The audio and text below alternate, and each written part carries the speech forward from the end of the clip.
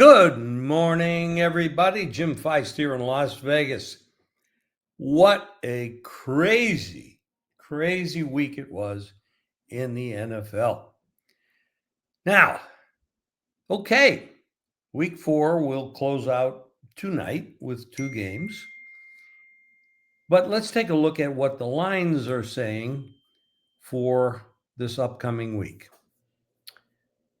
Let me pick this, hit this number, and I think there we go. Share the screen. Here we go. Now, on Thursday night, you got San Francisco visiting the Rams. Purdy came back. Wasn't very impressed. Rams opened 1.5. The total 47.5, as you can see here on the screen. Now we're looking at the line has gone up to 4.5, still around 47. Why? The Niners are just banged up. And I mean, everybody's banged up. It's crazy. 4 weeks into the season, we have more injured players than we have healthy players. And that's probably true, even though they're not all on the injury report. Minnesota stayed over in Europe. They played in Ireland. And now they go to London to play Cleveland. Cleveland put up a battle against Detroit, but they're outmatched. And Detroit didn't let down off their big win, and they crushed them. Minnesota, can't believe it, but Pittsburgh handled them pretty well. This game opened Minnesota 6.5 and 41.5, down to 3.5 and 36.5. Now, why is that? Well, Minnesota has their injuries as well. Everybody's banged up. Cleveland has got a really, really good defense. Now, here's the problem. Cleveland has the travel issue. It doesn't take much to fly from Ireland to London, but it does to fly from the United States to London.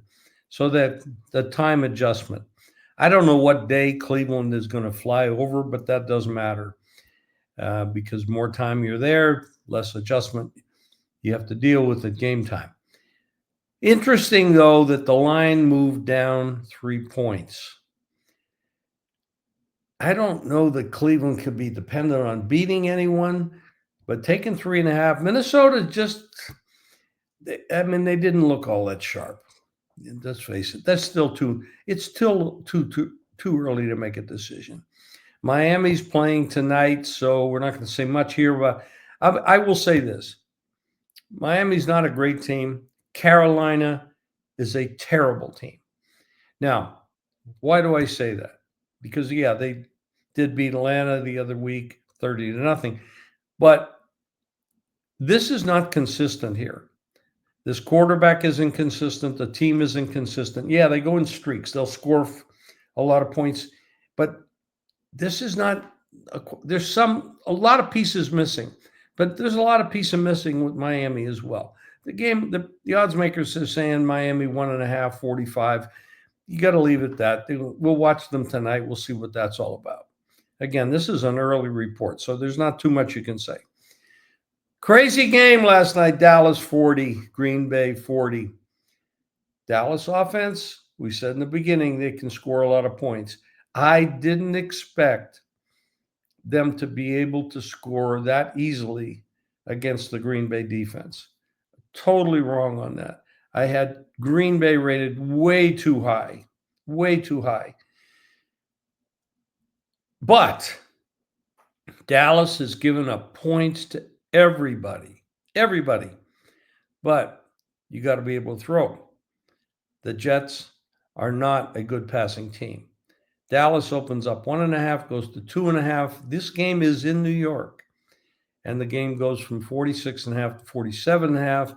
And the reason Dallas just keeps going over because nobody can stop their offense and their defense can't stop anybody. Can the Jets score enough points? I don't know. They sure haven't. Yeah, the first game against Pittsburgh, they looked like they could score. That was kind of a fluke. Vegas. Oh, what a disappointment. What a disappointment Vegas is. Indianapolis 6.5, 48.5. It's still 6.5. We're seeing some 48s. Geno Smith looks like he's washed. Now we saw, we see players hit their peaks and then when they fall off a cliff. That happens. Geno just doesn't look good. Vegas has a lot of holes. Indianapolis looks really, really strong. They are not a fake. They've got a lot of great elements to them. Can I lay 6.5? Probably not. But I'm going to wait to see the injury reports. And the injuries are massive in the league. Massive. So we have to see who's hurt, who's coming back, what's their status, how close to 100% can they play. Lots of stuff to deal with there. Denver goes to Philadelphia. Denver's playing this evening, so we're going to have to hold off some evaluation. Philly opens 5.5, goes down to 5 or 4.5. 43.5 was 44.5. Philadelphia got out of the box on a blocked, another block kick, gets a touchdown. They take the lead. Tampa Bay comes back, makes it a game. Could have covered, didn't do it. Lots of points. Philadelphia's tough. They're a quality football team. I never gave Sirianni all that much credit for coaching, but damn, this guy, he's getting it done. They are a good football team. And right now, you'd have to say the best football team in football right now would have to be Philadelphia. Nobody looks any better than they look. Very tough spot. But Denver is very capable, and they're playing Cincinnati, who has real big disadvantages on defense. But this is going to be a short week for Denver, playing in Mile High and then have to travel over to Philadelphia to play the champs. Tough spot. Let's see how they do tonight. Giants, oh my goodness. They bench Russell Wilson, bring in Jackson Dart. He runs the ball. He can get it done. Statistically, he's not going to put up a lot of yardage throwing the ball, and they're going to shut down that running too. New Orleans 0-4 on the season. Not a great team, but Rattler looks better to me than anybody gave them credit for. He's not that bad, and he's very capable of being good. Give him more coaching. He's got an offensive head coach that knows how to put game concept. This guy could actually be something. Let's give him he has no team around him. This is not a great football team. And when you're valuing quarterbacks, you got to remember something. A quarterback is not going to be good unless you give him an offensive line. The running backs are not going to get a lot of yards unless they have an offensive line. So the offensive line, if it's not good, and these teams don't have great offensive lines. Most teams don't have great offensive lines. Your quarterback is going to be judged by that. I mean, look at Sam Darnold. He played some teams, terrible coaching, terrible offensive lines. Then he goes to Minnesota. He does great. Now he's doing great again. It comes down to the coaching, the offensive line, the game plans, the offensive head coach. There's a lot of things that go into making a quarterback either good, bad, or terrible. So judgment is out there. There's a lot of bad teams in this league. There's almost like a developmental league right now. There's some B teams. There's no A teams unless Philadelphia is the only one you put in that category, because they are the champs and they have looked good. But it's a B league, a developmental league. There's a lot of D teams, E teams, and maybe D plus teams, maybe a few C teams. But this is not, and the reason is we've had years of having very poor quarterbacking. And we remain very deficient on drafting and developing offensive line play. We got to get it together. We got to stop paying so much money to quarterbacks and not enough to the guys that are there to protect them. Anyway, that's another conversation we'll have someday. Houston at Baltimore. Baltimore is falling on hard times. 1-3, unbelievable. They do not look good. Their offensive line isn't good. Their defense doesn't look good. I don't know what the hell happened here. Injury, yes. Injuries, I should say, plural. This game opened 6.5 up to 9.5. But you look across over here, there's other spots at 4.5. This has not settled. It's not going to be 9.5. It's not going to be 6.5. It's not going to be 4.5. I'm going to say around 7 is going to probably be the right, and maybe 6.5 is the right number. Now, they don't look good, but Houston, I know they blew their team out, the other team out yesterday. That's neither here nor there. Their offensive line is terrible. They're not going to get away with that type of play against any kind of quality team. They play Tennessee, for God's sake. Tennessee has nothing right now.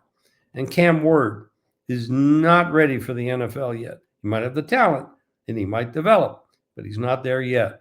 There's players in the league just like that they're just not there. McCarthy from Minnesota is another one, just like that.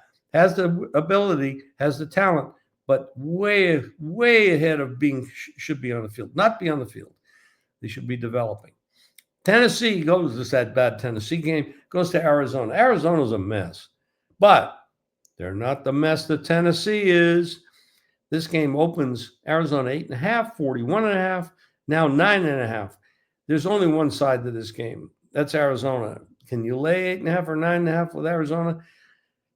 I can't see Tennessee improving. I just don't see it happening right now. Nothing happening there. This could be a shutout. Arizona needs to step up. Kyler Murray is one of those guys that just drives you crazy. Has an abundance. He's small. He's quick. He has a great arm. Pretty accurate passer. Is the attitude right? I don't know. It just has never developed with this guy.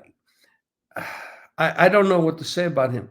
But talent-wise, yeah, they lost James Conner. That's big for Arizona. I mean, because he was like the Rock. So they came back in Seattle. They made that a game. I like Arizona in this game, but I would not want to lay over a 7 in this spot. Maybe this is a teaser play. I can't play Tennessee. Sorry. Tampa Bay. Well, the miracle stopped. Too many turnovers, injuries. They ran into Philadelphia as a better football team. But they almost came back and made it a game. I mean, they did make it a game, but they could have covered. That was possible. This is a tough spot, but I'm going to tell you something. If you can get Seattle's playing really well. Well, I told Darnold playing good, well coached. Big game for Tampa coming off the loss. A little extra rest for Seattle. That's a plus, and Tampa's got the long trip. But I know one thing. Baker Mayfield's going to come to play. He's a tough guy. They're going to come to play. So if you can get a 3.5, and what we're looking at here is 2.5 up to 3, but it's minus 120, which means it's like 3 minus 3.25. It's a little bit higher than the 3. If you can get 3.5 to 4 on this game, I got to be on Tampa. I just have to be on Tampa. It's too good a football team, too well coached. The quarterback is great. They're starting to get some people back. Yeah, they lost Evans, but they got Worth back. Again, this is Monday morning. Got to check all these injuries. You never know. Somebody comes up lame and doesn't play. Makes a big difference. Detroit goes to Cincinnati. Cincinnati's playing tonight. We know they have no defense. We know Detroit. Right now, if there's anybody in football that looks anywhere close to Philadelphia, at this moment, it has to be Detroit. 8.5, 49.5, and it's just that way. It's 8.5, 49. Cincinnati, backup quarterback. We know Joe Burrow's not coming back this year. There's no reason to bring him back. I mean, they're not going to have enough wins in December to bring him out of the closet and make him play. It's off to next year for him, most likely. Washington goes to the Chargers. Chargers lost to the Giants with a rookie quarterback. And now they come home to Washington, and Washington is going to get their quarterback back. But they have other injuries. McLaren, this big stuff. Chargers are going to come out with fire. Jim Harbaugh is one of the best coaches, college or pro, that we've seen ever. Very, very good coach. He's going to turn this around. Here's what the key, though. Back to the word injuries. Chargers have injury problems. They did lose a running back 2 weeks ago. Their offensive line is banged up. Herbert is excellent. Their game plan is excellent. Their coaching is excellent. Now, here's a team. They beat 3 division teams, traveled across the country. And remember, they started the year off in Brazil. So this team has put on a lot of miles.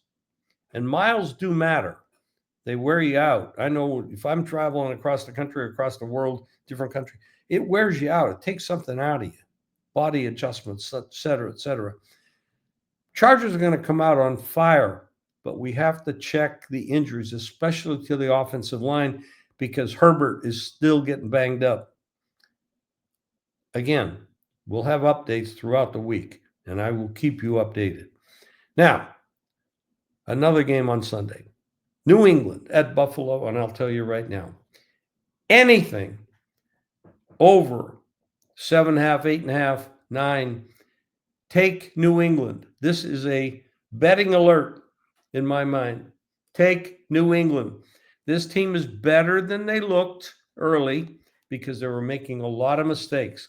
Buffalo has deficiencies. Take a look at the game yesterday against the Saints, who are not nearly as good as New England are. Rattler and the Saints didn't look bad. See, Buffalo has injuries on that defensive backfield, and they are not that solid. You can beat this team. You can stay. Yeah, Josh Allen is fantastic. We're not talking about a quarterback. We're talking about a team. New England can beat this team. New England can. This is, if there's an emergency betting alert, make sure you take 8.5, 9, find it. Right now it's 8.5, 46.5, and 50 is the total across the board. I agree with that. I think you're going to see points. I think you're going to see New England hang tough. As long as they praise they don't turn the ball over like they did a couple weeks ago against Pittsburgh, 5 turnovers. But they're going to get better. Vrabel's a good coach. Then Kansas City at Jacksonville. Jacksonville put up a bigger fight yesterday than I expected them to. A surprise. But Kansas City looks like they're back. This is a quality football team, and if you put the pieces together and they start to get the rhythm, Spagnuolo, great defensive coach. Andy Reid, great coach all around. Maybe the best coach ever up to this point. Kansas City 3, 44.5, remains 3 with a little juice to the going towards 3.5. So if you like Kansas City, you might bet it now. If you like the dog, you might wait. And you're probably going to look at 45.5, 46 coming down the road. So that's my update for now. And let's have a good week. Thanks for listening.